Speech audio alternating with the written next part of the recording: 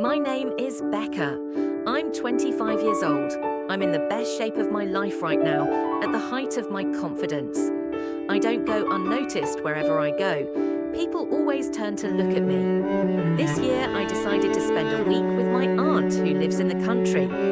It's always a pleasure to visit, especially at the end of the year holidays. My aunt lives with my cousin Raphael, and although we grew up together, it's been a while since we've seen each other regularly. He's in great shape and, like me, more attractive than ever. The very first day I arrived, I noticed something different in the air. Raphael greeted me with a look I hadn't expected. From the moment I entered the house, I noticed that he watched me with a gaze that went beyond family affection. I'm wearing a light dress that accentuates my curves, and it's impossible for him to look away. Every year, at the end of the year, I usually go to visit my aunt, who lives in the country, far from the city. She lives with my cousin Raphael, who's the same age as me. We used to spend a lot of time together when we were kids, but we grew apart and now we hardly talk to each other. Still, I go there every year at the end of the year to enjoy the Christmas and New Year holidays. It's always a great chance to relax and get away from the hustle and bustle of the city. This time was no different. I arrived at the farm with my bags, ready to relax and enjoy the peace and quiet. As soon as I get out of the car, I feel the warmth of the day and admire the greenery around me. This place is a real oasis. My aunt greeted me with a warm embrace, as usual, but I noticed something else. Raphael was on the veranda when I arrived, and he looked at me in a way I hadn't expected. It's not the casual look of a cousin who hasn't seen his cousin in a long time. He scans me from head to toe, lingers, and it's impossible not to notice the interest. He seemed surprised, as if I had changed completely since the last time we met. It was then that I realized I could have some fun with the situation. Raphael has changed a lot since the last time we met. He's no longer the boy I used to run around the farm with. Now he's a more mature, stronger man, and his expression shows that he's left any innocence behind. The way he looks at me stirs something in me, a desire to provoke, to test the limits and see how far he can go. I walk into the house smiling, pretending not to notice how much he's fixated on me. I know he's nervous, and that only increases my desire to continue. My aunt, always attentive, has already prepared everything in the guest room to make me feel comfortable. She tells me that she'll be working all day and won't be back until the evening, which means that Raphael and I will have a lot of time to ourselves. The setting couldn't be more perfect for what I have in mind. My aunt, as thoughtful as ever, had the guest room ready before she left for work. She mentions that she won't be back until late, after a long day at the family shop.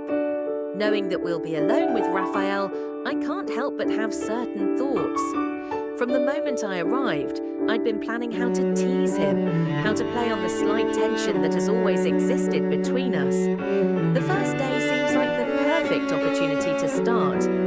As soon as I entered the room and organised my things, I decided to change into something more comfortable. I chose a snug bikini that accentuated my curves and a beach cover-up that barely covered what I needed. The intense heat and strong sun were the perfect excuse to go out to the pool.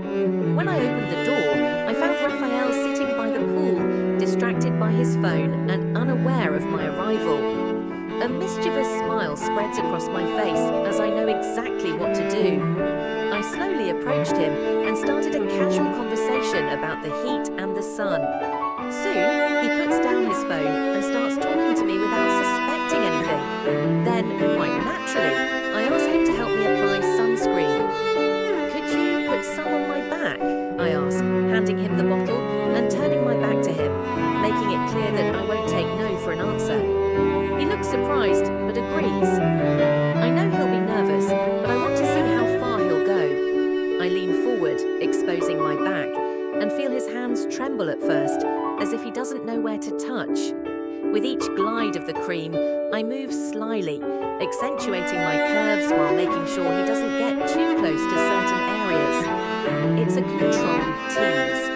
His hands grow more confident, and he begins to apply the sunscreen more firmly, moving along my back and down to my waist. I can feel the tension building with each touch.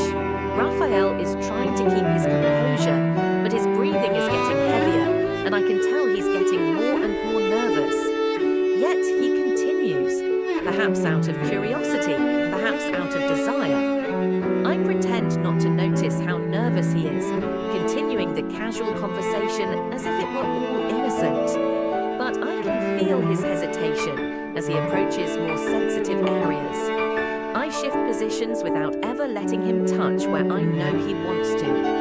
It's a game and I'm in control. After a couple of hours enjoying the pool, I decide it's time for a more relaxed moment. I tell Raphael that I'm going to have a quick shower and then watch a film. I casually ask if he'd like to join me, and as I expected, he accepts without hesitation. I shower, dry off, and put on a loose tank top and comfortable mesh shorts that discreetly but provocatively accentuate my curves. I return to the living room where he's waiting for me. We were sitting on the couch and the TV was playing a random film, but my attention was far from the screen. I gradually adjust my position on the couch, exposing more of my curves and body parts to him. The tank top I'm wearing is so loose that every move I make reveals more of my body. I catch Raphael's stealing glances, trying to hide it, but clearly focused on every detail that slips out from under my clothes. With a mischievous smile, I ask if he'd like to give me a massage, mentioning that I'm a bit tired after a day at the pool.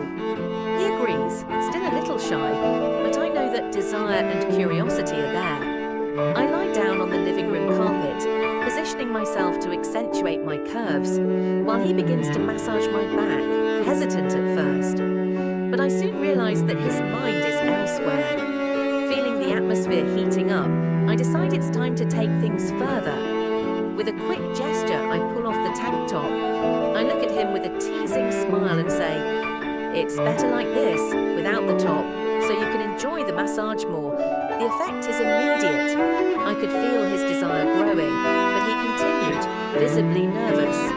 The massage becomes more daring, the hands that were once insecure now exploring my body with more confidence. With each touch, it feels as if the atmosphere is getting warmer, and the desire between us is intensifying. He tries to maintain control, but the heavy breathing and the pressure of his body against mine tell me that the tension is escalating. With every move I make, I provoke him further, and I can see how much it excites him. His efforts to hold on are becoming more and more obvious, but I know it won't be long before he surrenders completely to the situation. Raphael remarks with a mischievous smile that I should take everything off for a real massage. I pretend to think for a moment, but deep down I already know what I want. I say I'll get undressed while he goes to get some lotion, trying to sound casual but clearly having an idea of what's coming. I take the moment to get ready, and when he returns, I'm not wearing anything at all. My heart races, and the anticipation of how he will react makes me even more excited. When he returned, I noticed that he had also taken off his shirt and was now only wearing shorts. He approaches me with a confidence that tells me he knows exactly what to do. Without saying a word, he sits on top of me, the solid weight of his body impossible to ignore. The shorts barely hide what he's feeling. The massage begins, and his hands slide down my back with desire and firmness. Each touch sends a shiver down my spine, and I can feel the tension building between us. The silence is broken only by our sighs, as his breathing gets heavier, and his body warms with every movement. He presses down harder, pressing his body against mine. I can feel his excitement through his shorts, and suddenly he stops for a moment. I think he's going to pull back, perhaps realizing we're going too far, but instead he pulls away the towel that was covering my body. When he saw that I wasn't wearing anything, his eyes lit up with surprise and desire. I expect some hesitation or perhaps a comment, but all he does is smile confidently, as if he knows exactly what comes next. "I'll continue the massage my way," he says, and the confidence in his voice only increases my anticipation. This time, when he climbs back on top of me, I notice that he has taken everything off as well.